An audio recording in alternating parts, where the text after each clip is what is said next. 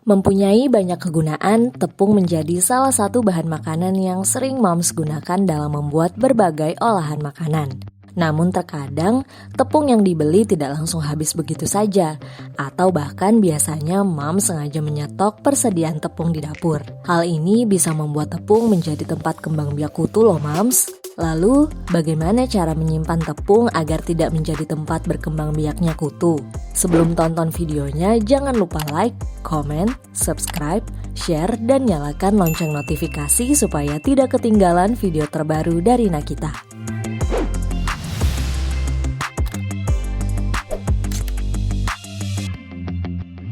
Melansir dari kompas.com, tepung yang sudah dibuka dan disimpan dalam kemasan aslinya bisa mengalami penurunan kualitas. Karenanya diperlukan tempat penyimpanan yang baik agar kualitas tepung tetap terjaga dan bebas dari kutu.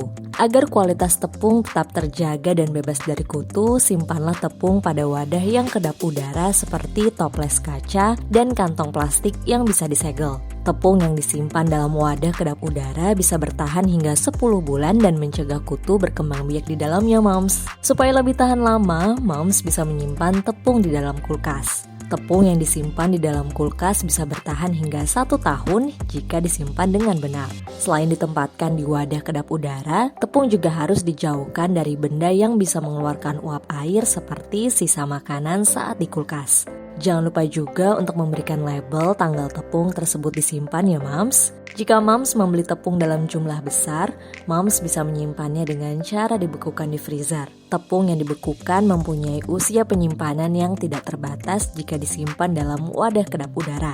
Saat mengeluarkan tepung dari freezer, diamkan tepung dalam suhu ruang terlebih dahulu sebelum mengeluarkannya dari wadah. Hal ini berguna agar mencegah tepung menjadi lembab dan menggumpal. Terlepas dari cara penyimpanannya, masing-masing tepung mempunyai usia penyimpanan yang berbeda. Misalnya, tepung gandum utuh dan tepung almond cenderung lebih cepat kadaluarsa dibandingkan tepung serbaguna.